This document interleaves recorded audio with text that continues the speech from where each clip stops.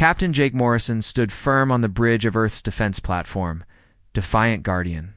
He stared into the vast silent darkness skirting the planet's edge. The stars offered no signs today, but Jake sensed the stillness wouldn't last.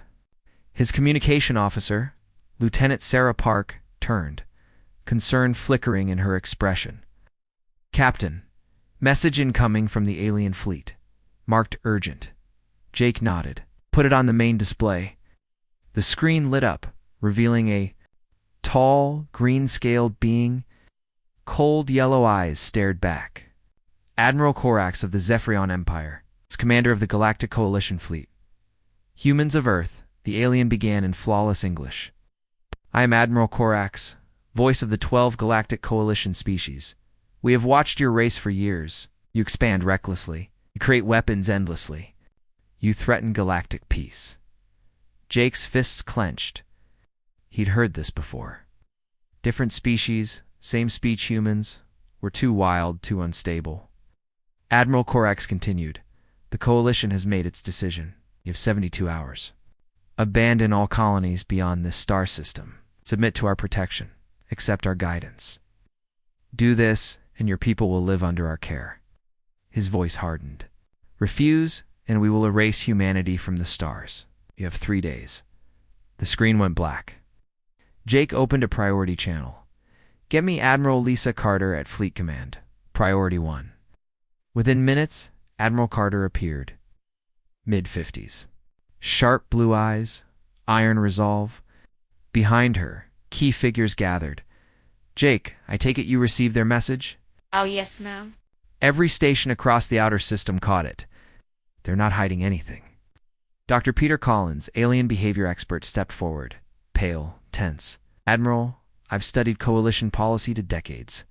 When they threaten, they follow. Through, they never bluff."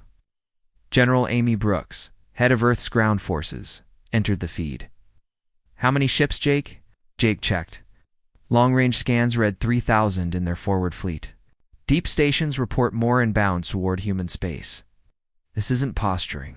It's pre-war. Admiral Carter paused and turned off screen. "Give me President Stone. Tell her we need an emergency World Council session immediately." She faced Jake again. "Captain Morrison, raise your alert level. Track everything. If they even aim a weapon at Earth, I want eyes on it." "Yes, ma'am. But what do we tell them?" 72 hours won't be enough to evacuate 47 colonies." A voice spoke from the shadows. Commander Ryan Hayes, leader of Earth's Black Project Division. Jake barely saw his silhouette. "We're not evacuating," Ryan said calmly. "It's time to activate Protocol Omega." Dr. Collins blinked. "Protocol Omega? I don't know that term." Admiral Carter eyed Ryan. "Carefully. Are we prepared? We only get one shot. All systems are green." 5 years in place, Ryan said. "Chief Engineer Kate Williams finalized the last components last month. We're ready. Just give the word." Jake felt a chill grip his spine. He'd heard rumors about classified initiatives, but Protocol Omega was unfamiliar. "Admiral?" "What exactly is Protocol Omega?" "Something we hoped we'd never need," Admiral Carter replied. "Jake, return to Earth immediately. Leave Commander Davis in charge of your post. We require all senior captains for what's coming." The channel closed, leaving Jake with more uncertainty than clarity. He summoned his second-in-command, Commander Claire Davis, to the bridge. "Claire, you're in command. I'm taking a shuttle to Earth. Keep watch on the alien fleet. Do nothing that could provoke them." Claire Davis was young, but capable. She had served as Jake's right hand for 3 years. "Sir, what's really going on? The crew's nervous." Jake turned back to the stars. Out there, beyond the veil of black, thousands of enemy vessels were preparing to wipe out humanity's reach among the stars. Yet something in Admiral Carter's tone made him believe Earth wasn't as defenseless as it seemed. "I don't know yet, Claire, but I suspect the Coalition is about to learn something they didn't expect about humans." As Jake's shuttle streaked toward Earth, his mind raced through the colonies at Risk, New Texas, home to his brother and their family. Kepler Station, key to rare mineral extractions, is the agricultural worlds that sustain millions. The aliens had labeled humans dangerous. Maybe they were right.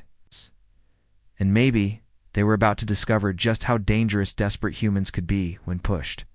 In concealed underground bunkers that didn't officially exist, dormant systems began stirring. Dr. Susan Blake examined data on terminals that appeared on no public registry. Lieutenant Commander Josh Wright dispatched encrypted transmissions. 2 hidden outposts scattered across the solar system. The countdown had started.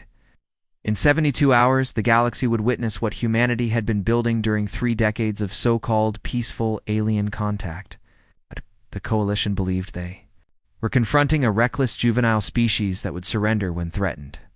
But now, they were about to learn their first hard lesson.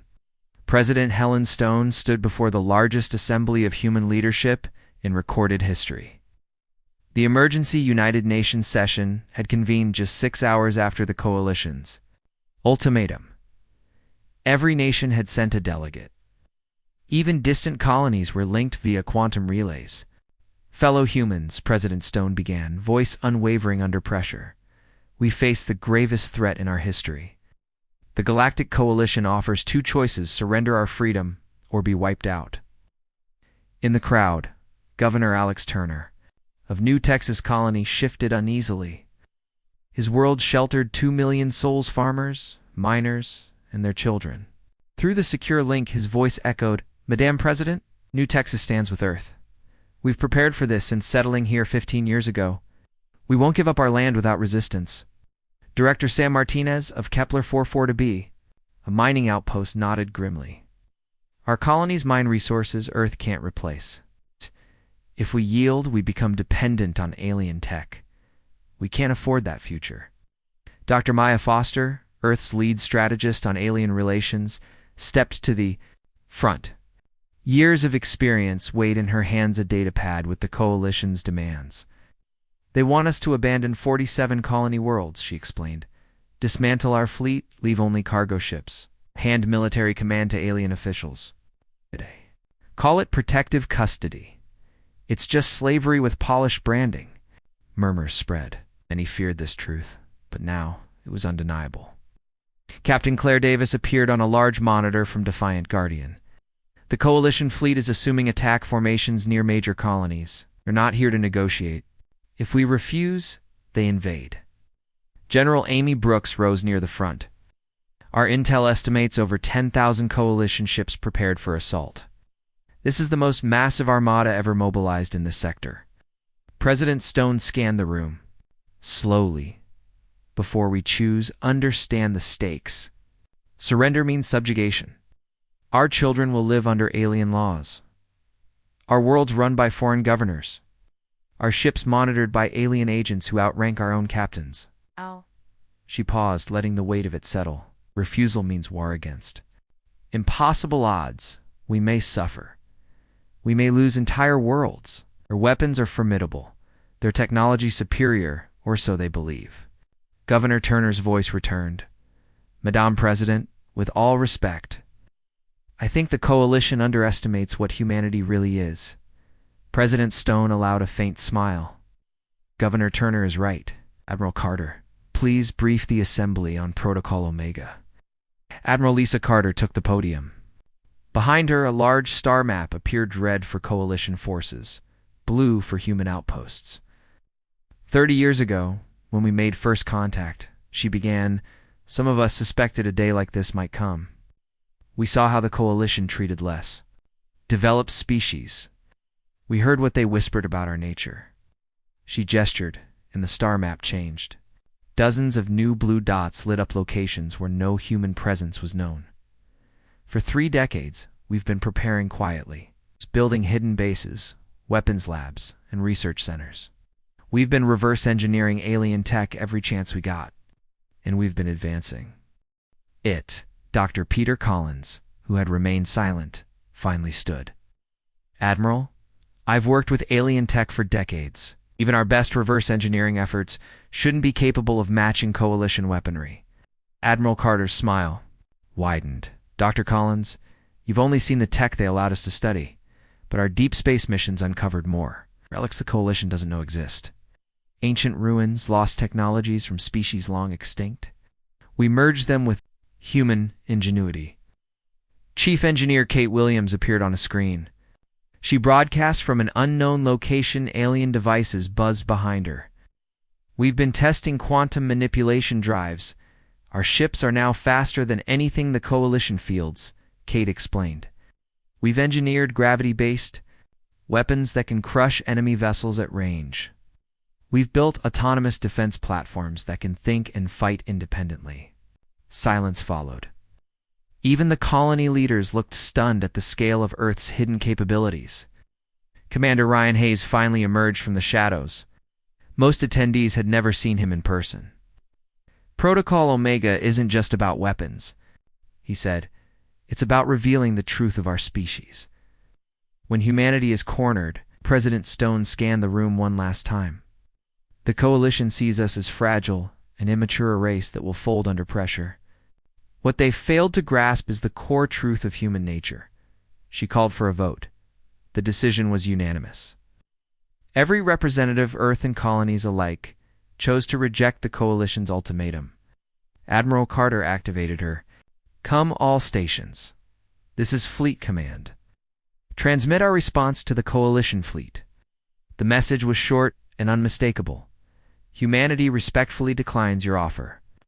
We choose freedom.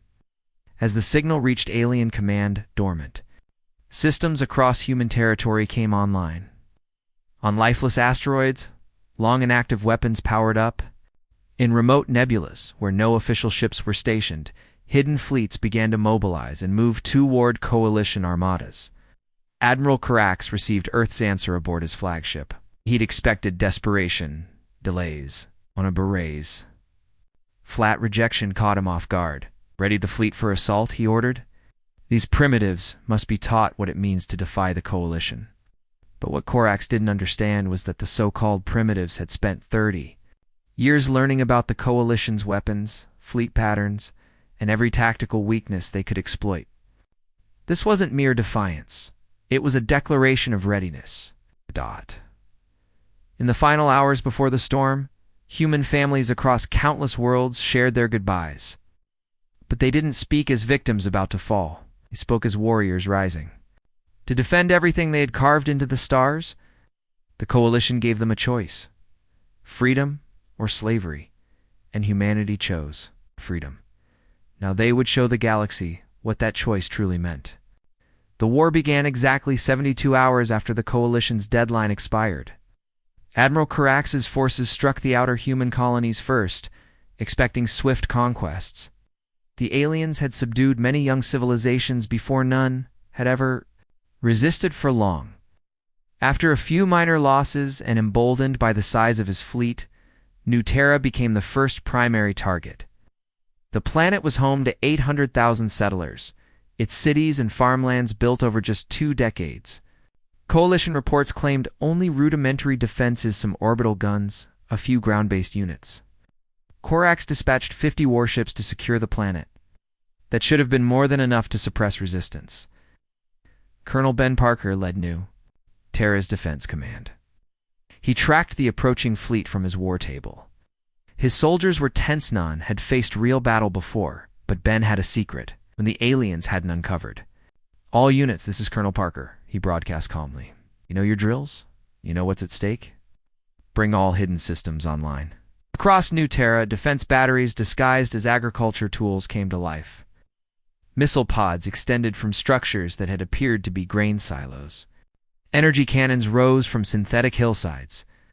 The visible orbital defenses were nothing but bait. Real weapons had been buried in nearby asteroids for years.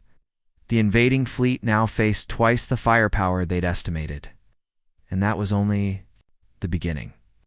Captain Nick Rogers, commanding the destroyer Freedom's Edge, led one of just 5 ships guarding New Terra's orbit. According to Coalition projections, 50 alien ships should have annihilated 5 human vessels easily.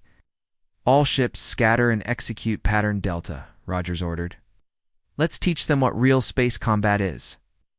The humans didn't engage in traditional formation battles. Instead, they fanned out in irregular vectors. They launched blistering hit-and-run strikes, vanished into asteroid cover, and reappeared at impossible angles. Their vessels moved faster and more fluidly than any listed in Coalition tactical archives. Lieutenant Sarah Park, now Roger's tactical officer, observed from her console, "Captain, their formations are unraveling. They can't match our maneuvering." The aliens weren't prepared. They had never fought an enemy using full three-dimensional combat. Most species preferred clean formations and predictable firing arcs. Humans treated the battlefield like a turbulent sea circling, striking and slipping away through gaps in space. On the ground, Colonel Parker's soldiers wore armor that made them look like walking tanks. The Coalition ground forces had expected primitive gear.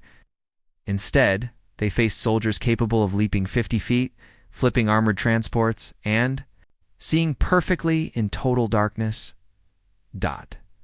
Private Danny Brooks served in Colonel Parker's elite assault unit. His powered exosuit gave him speed and strength beyond any alien infantry. When Coalition squads tried to encircle human bunkers, Danny's team flanked them, instead striking like phantoms. "This isn't possible," one captured alien officer said to Parker. "Your kind has only been spacefaring for 60 years. How do you possess superior weapons?" Parker grinned beneath his helmet. "We had excellent teachers. We just paid attention to different lessons." The battle for New Terra lasted 3 weeks, far longer than the 3 days Coalition planners had projected. By the end, 37 alien warships were destroyed. Thousands of troops lay dead. Humanity had lost just 2 ships, and New Terra stood. Similar scenes unfolded across the stars. Every targeted colony struck back with power the Coalition hadn't anticipated. On Earth, Dr. Susan Blake worked deep beneath the surface in labs buried 5 miles down. The massive complex had been constructed in silence, away from alien surveillance that believed they'd mapped all human military progress. "The quantum resonance cannons are exceeding predictions," Blake reported to Admiral Carter. "Marion. Our ships are burning through Coalition shielding like it's tissue." Lieutenant Commander Josh Wright managed the Black Network from a facility that officially didn't exist. "The enemy still can't track where most of our attacks are coming from." Admiral Carter scanned the battle feeds from across human space. The Coalition claimed some victories driven by sheer numbers, but their casualties were staggering. How long until they realize what's really going on? Commander Ryan Hayes, always in the shadows, responded with calm certainty. "Their analysts are writing those reports right now. They're learning that everything they believed about human strength was wrong." Aboard the Coalition flagship, Admiral Korak stared at intelligence scrolls with growing unease. His forces had taken 3 colonies, but at a horrifying cost.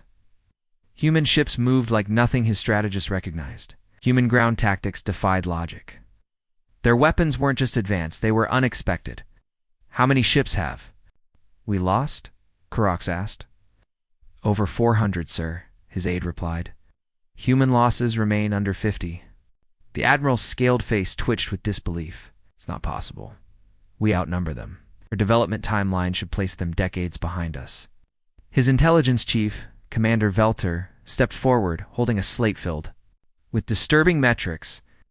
"Sir, based on current analysis, human tech is far ahead of projections. They're fielding weapons we believed unfeasible at their scale." "What are you saying?"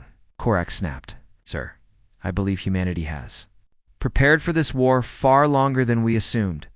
Everything they've shown us over 3 decades may have been staged. A deception. Their true strength was hidden." For the first time in a generation, Admiral Korax felt it doubt.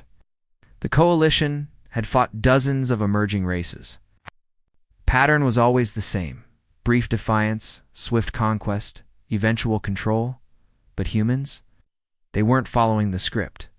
"Deploy additional fleets to all remaining human worlds," he barked. "Double our invasion forces. If they insist on resistance, we'll crush them with the full strength of the Coalition." What Admiral Korax didn't know was that humanity had been listening to Coalition transmissions for years. They were already aware of the reinforcements. They were waiting. In secret installations across human space, automated factories never paused. They churned out new ships, and armaments faster than anything the Coalition believed was possible. Armor turned them into walking tanks. Coalition ground units expected poorly equipped humans. Instead, they met warriors who could leap 50 feet, toss vehicles like toys, and see clearly in total darkness. Private Danny Brooks served in Parker's elite assault unit. His powered exosuit gave him unmatched speed, faster than any alien soldier. When Coalition squads tried encircling human defenses, Danny's team would appear like phantoms behind enemy lines. "This isn't possible," a captured alien officer told Colonel Parker. "Your kind has been spacefaring for only 60 years. How do you possess technology beyond ours?" Parker grinned beneath his helmet. "We had excellent mentors, but we learned different lessons than you assumed." The battle for New Terra stretched 3 weeks, not 3 days. When the dust settled, the Coalition had lost 37 ships and thousands of troops. The humans lost to ship sand held the line. Similar scenes unfolded throughout human territory. Each colony under assault fought back with unanticipated power and strange weaponry. On Earth, Dr. Susan Blake worked in labs buried 5 miles. Underground, constructed in secret over decades, the facilities evaded detection by alien observers who thought they saw everything humanity developed militarily. The quantum resonance systems are performing beyond expectations. Dr. Blake. Ina Format, Admiral Carter. Our ships are slicing through Coalition shields like they're not even there. Lieutenant Commander Josh Wright managed the clandestine defense net from an unacknowledged command center. Admiral, our covert platforms are winning across 12 star systems. The aliens still can't locate half our weapon sources. Admiral Carter reviewed combat updates pouring in from all corners of human space. The Coalition scored some victories via sheer numbers, but at far higher costs than expected. "How long until they understand what's really going on?" she asked. Commander Ryan Hayes, quiet in the shadows, answered calmly. "Their analysts are likely writing those reports now. They're realizing everything they believed about human strength was wrong." Aboard the Coalition's flagship, Admiral Corax read the same unsettling reports. He had taken 3 human colonies, but at a staggering cost. Human warships fought with unmatched tenacity. Ground forces deployed baffling tactics. Weapons behaved far beyond predicted limits. "How many ships have we lost?" Corax asked. "Over 400, sir," his aide replied. "The humans have lost fewer than 50. Corax's scaled face twisted in confusion. "That can't be. We vastly outnumber them. Their tech should be primitive." His intelligence chief, Commander Velter, approached with data in hand. "Sir, our analysis shows human tech is far beyond prior estimates. They're fielding systems that shouldn't be possible based on known output." "What are you saying, Commander?" "Sir, it appears the humans prepared for this war far earlier than we believed. The tech they've shown us over 30 years may have been intentionally downplayed. They've hidden their real capabilities." For the first time in his career, Admiral Corax felt doubt. The Coalition had subdued dozens of young races.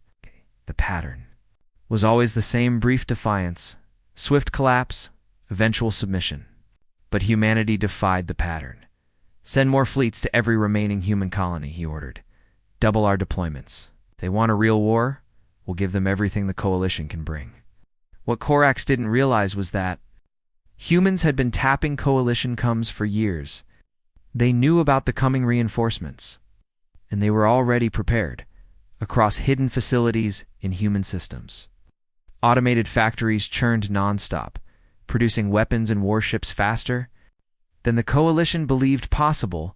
The alien ambassador's tentacles curled inward, and what humans had learned was a gesture of shame. "We were cowards, Miss Foster. Let the Zephyrians convince us that humans were dangerous. We see now that the only danger was underestimating what humans would do when threatened." "The Zephyrians aren't the only ones having second thoughts," Janet replied. "Our intelligence shows that at least 6 Coalition species are quietly questioning this war. But it may be too late for a partial surrender." Meanwhile, the Coalition's military situation was collapsing. Admiral Corax had lost more than half his fleet, and human forces were now striking supply lines deep within alien space. Captain Danny Brooks, commanding a squadron of stealth ships, led raids that defied logic. Vessels traveled undetected, attacked coalition outposts, and vanished before any response could be mustered. "This is Brooks to Eagle Squadron," he transmitted to his pilots. "Intelligence confirms a major coalition supply depot in the real system. Hit it hard and fast." Human ships emerged inside real like specters. Coalition sensors couldn't track them until they were already firing. By then, it was far too late. Commander Lisa Palmer, Brooks' second in command, coordinated the assault from her fighter.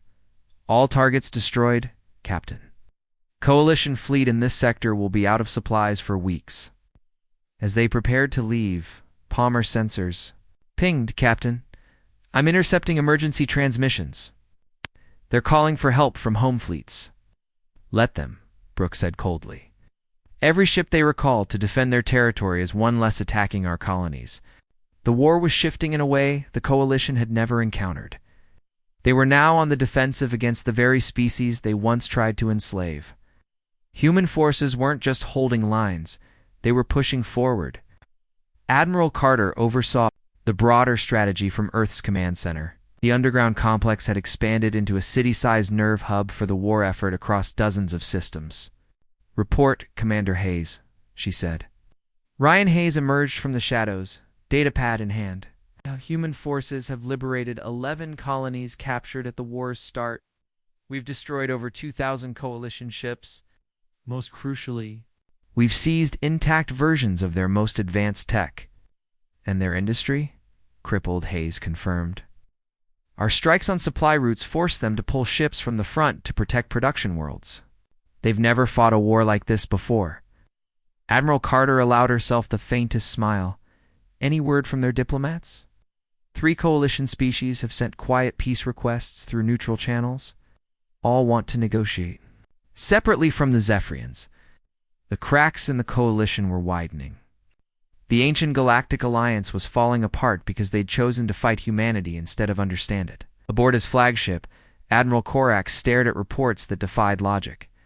Human production seemed endless. Their ships arrived faster than he could destroy them. Their troops fought with a relentless fury alien psychologists couldn't explain. "How is this possible?" he barked. "Is there just one species from one planet? We represent 12 civilizations across thousands of systems." His chief of staff, a young Zephyrian named Subadmiral Krex, had been analyzing human patterns from the start. "Sir, we misread human nature," Krex admitted. "We saw their growth and armament as primitive aggression, but it was preparation." "Preparation? For what? For this war, Admiral?" "I believe they've been preparing to fight us since the day we met them." Korax felt fear creep in. If humans had spent 30 years preparing for this, what else were they hiding? He was about to find out. Exactly 1 year after the Coalition's ultimatum, the war had become a nightmare. Humanity wasn't just surviving, it was winning. And then came the breaking point. Humanity unveiled its greatest secret. Commander Paul Anderson stood in a control room existing simultaneously in normal and hyperspace. The Quantum Command Center, humanity's crown jewel, was built with tech even the ancients hadn't fully grasped. "Admiral Carter, all quantum. Communication nodes are online," Paul reported. "We now have instantaneous contact." The alien ambassador's tentacles coiled inward. A human had once told him it was a gesture of shame. "We were cowards, Miss Foster," he confessed. "The Zephyrians convinced us that humanity was a threat. We believed them. Now we see the way. Real danger was underestimating what your species would do when cornered." "The Zephyrians aren't alone in regretting this war," Janet said evenly. "Our analysts believe at least 6 coalition species are secretly questioning the conflict. But a partial surrender may be too little, too late." Across the stars, the coalition's military position worsened daily. Admiral Korax had lost more than half his fleet. Human strike teams were now deep in coalition space, severing supply routes. Captain Danny Brooks, commanding a squadron of stealth ships, led raids so audacious they bordered on myth. His vessels slipped through space undetected, struck hard, and vanished before enemy reinforcements could arrive. "Brooks to Eagle Squadron," he called over comms. "Our intel confirms a major coalition depot in the real system. We hit it fast and clean." In a blink, Human stealth ships shimmered into view inside the real system. Enemy sensors never saw them coming. By the time they fired, it was already too late. Commander Lisa Palmer, Brooks's executive officer, oversaw the assault from her. Fighter. All targets neutralized, Captain. Their fleet in this sector won't be resupplied for weeks. As the humans began withdrawal, Palmer's sensors picked up something new. Captain, I'm detecting emergency transmissions. They're begging for reinforcements from home systems. Let them, Brooks said coldly. Every ship they pull back is one less bombarding our people. The war was shifting into a form the coalition had never faced. They'd tried to conquer humanity. Now they were on the defensive, against an enemy they had hoped to break early. But the humans weren't just surviving. They were winning. Admiral Carter stood in her subterranean command center on Earth, analyzing the changing front lines. What had started as a bunker had grown into a subterranean city, coordinating humanity's response across dozens of systems. Report, she ordered. Commander Ryan Hayes stepped from the shadows with a data tablet. We've liberated 11 colonies that fell early in the conflict. We've eliminated over 2,000 enemy ships. Most crucially, we've recovered undamaged examples of their advanced tech. What about industrial targets? Carter asked. Severely damaged, Hayes replied. Our strikes on supply routes forced them to reassign frontline vessels to defend manufacturing centers. Carter allowed herself the briefest smile. And diplomatic signals. 3 coalition species have sent discreet inquiries via neutral parties. They want to negotiate independently of the Zephyrians. The once mighty alliance was cracking. The empire that had ruled the galaxy for centuries was fracturing not because humanity had attacked, but because it had endured. Aboard his command ship, Admiral Corax read the reports in disbelief. Human production was relentless. Their ships were faster than his could destroy. Their soldiers fought with a ferocity that defied all alien psychology. How? He roared. At his staff? How is this happening? We represent 12 species across thousands of worlds. They're just one race, his second-in-command. Sub-Admiral Krex, a young Zephyrian officer, stepped forward. He had spent the war studying humans. Sir, I think we misunderstood them from the beginning. We saw rapid growth and militarization as crude aggression. But it wasn't. It was calculated preparation. For what? Corax asked. For this war. I believe they've been preparing to fight us since the day we made contact. Corax felt true fear settle in his chest. If humanity had been preparing for decades, what else had they built in secret? What else had they planned? He would soon find out. A year after the coalition delivered its ultimatum, the war had transformed into a galactic nightmare for them. Humanity had stopped reacting. It had started advancing. Then came the revelation that shattered the last illusion of coalition superiority. Commander Paul Anderson stood inside a chamber that existed in both real space and hyperspace technological. Impossibility turned reality. This was the Quantum Command Center, humanity's hidden jewel. Its origins lay in technology even older than the ruins the aliens studied and failed to understand. Admiral Carter, all quantum relays are operational, Anderson said. We have instantaneous contact with every ship, outpost, and colony. And the platforms? She asked. Ready. We've been constructing them in secret for 20 years. They've been hidden and folded, space undetectable until activation. Carter nodded once, then gave the command. Activate Omega Protocol Final. Phase. Throughout the galaxy, empty space shimmered like rippling water. From asteroid belts, dead moons, and starless voids, thousands of massive constructs emerged. Each was as large as a small moon, bristling with weapons designed to wipe out entire fleets. They had waited in dimensional hollows, powered by reactors that bent known physics. Their AI cores had studied coalition strategies since the war's first shot. Admiral Corax was leading a final push toward Earth when his massive armada was abruptly surrounded. 3,000 coalition ships, encircled by 5,000 human constructs that had appeared from thin air. This can't be real, his tactical officer gasped. Sensors report no warp entries, No power spikes, nothing. Then suddenly, everything. The platforms held their fire. Instead, they broadcast a message across all coalition frequencies. Coalition forces, a synthesized voice, echoed. You are now surrounded by autonomous weapons systems. You have observed your operations for 1 year. You have 10 minutes to surrender unconditionally or face total annihilation. Korax barked orders to fire. His fleet responded, but every shot vanished harmlessly against the human defenses. Why aren't they taking damage? He shouted. His chief science officer, pale and shaking, gave the answer. These systems exist partially outside our dimension. Our weapons are useless. Theirs are not. As the countdown ticked, Korax faced the unthinkable. His fleet, largest in galactic memory, was helpless. His war lost. Back on Earth, Admiral Carter stood amid the restored ruins of Luna Base. Once shattered in the war's opening salvo, it had been rebuilt as a monument to human resilience. At her side stood Admiral Jake Morrison, the former captain whose leadership had turned the tide. Behind them were the architects of Earth's comeback general, Amy Brooks, Dr. Susan Blake, Commander Hayes, and many others. Open a galaxy-wide transmission, Carter ordered. Let them hear us now. Every world, every station, every ship within Coalition space received the signal. Even species that had never seen a human face now looked into Carter's eyes. To the Galactic Coalition, she began, her voice unwavering. 1 year ago, you delivered an ultimatum. You demanded our submission. You threatened our extinction if we refused. The camera pulled back, showing the scarred but rebuilt Luna Base, than images of human colonies bombed in the opening weeks. You chose fear over understanding. You made war on our children, our workers, our explorers. You chose this path.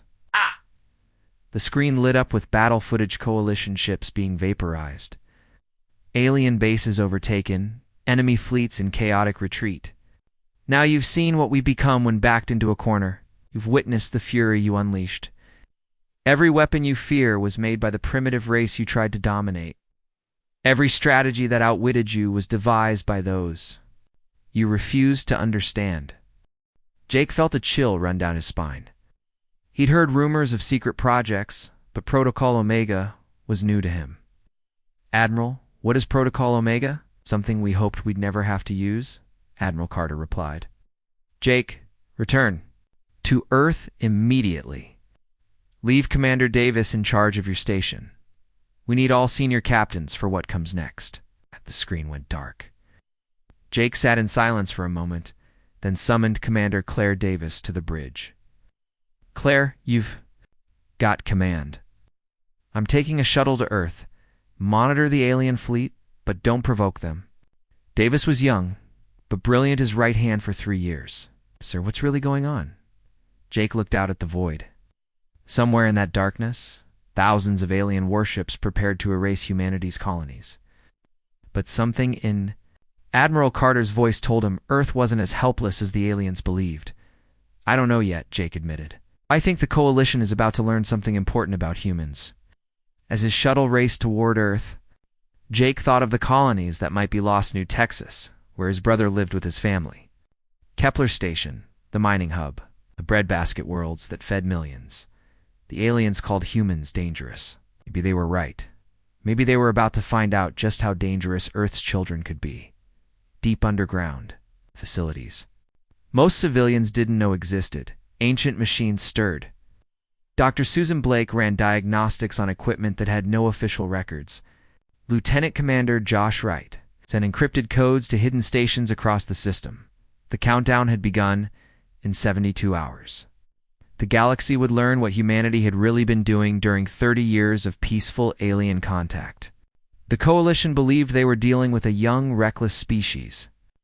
But the truth was far more complicated and far more lethal. Aboard Earth's orbital command center, Admiral Carter watched holograms of the enemy fleet spreading toward Sol. Status of our Omega assets? She asked, all dormant systems responding. Replied Commander Hayes. They're sinking with every human ship, base, and colony in the galaxy, and the automated platforms ready for deployment. We've been building them for 20 years. The Coalition never found them? No, ma'am. They exist in folded space, undetectable until activation. Admiral Carter took a breath. Do it. Activate final phase of Protocol Omega. Across the galaxy, space twisted. From asteroid fields, dust clouds, and dead zones Coalition sensors had ignored. Thousands of defense platforms emerged, each the size of a moon. Each bristling with weapons designed to annihilate fleets.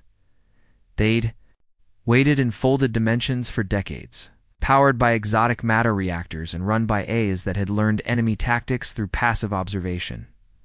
Admiral Corax, leading the main assault into Sol, watched in disbelief as 5,000 weapons platforms appeared from nothing, surrounding his 3,000 ships.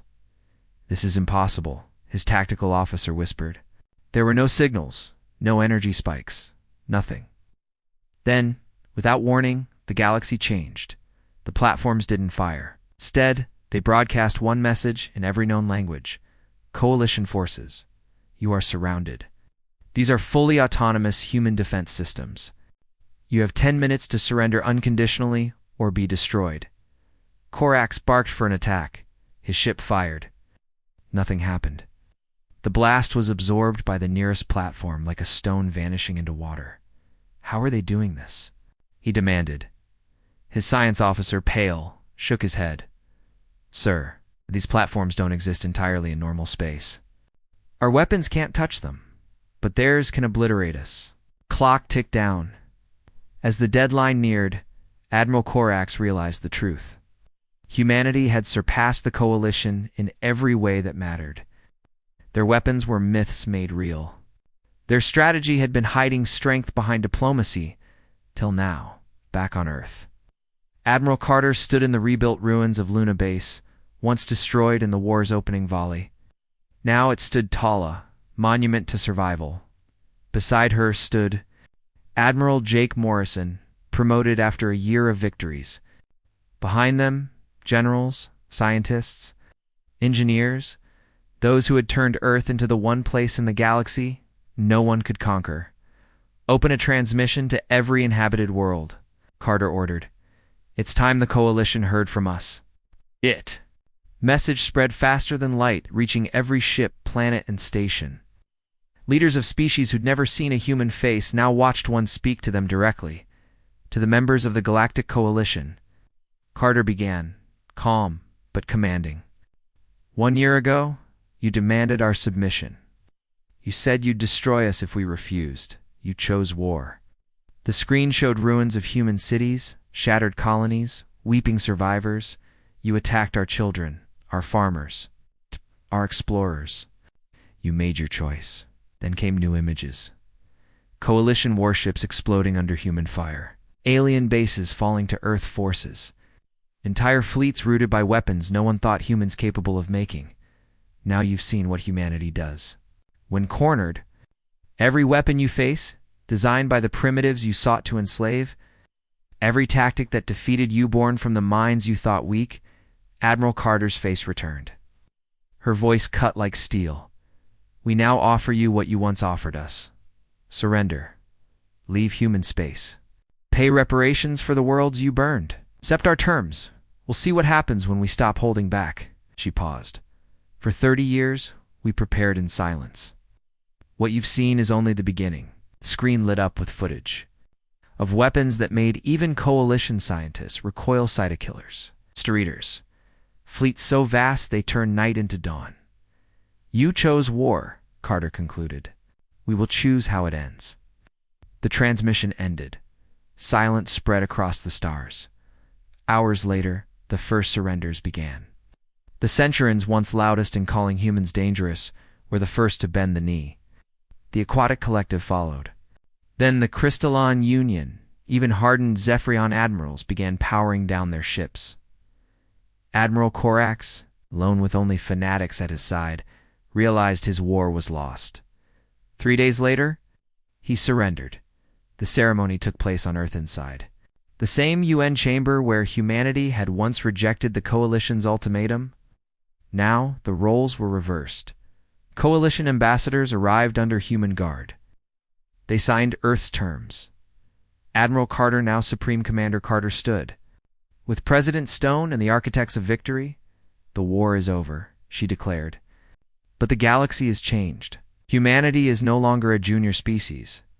We are now the dominant military force in this sector. She turned to the former Coalition leaders. To those who seek peace, we offer trade and friendship. Who threaten our people or our allies, you've seen what awaits you. Ambassador Tarv the Centurion spoke for the former enemy. Supreme Commander Carter, the Coalition misjudged humanity. We accept your terms and hope for better relations. Carter nodded. The galaxy is big enough for all of us, Ambassador. But the rules have changed.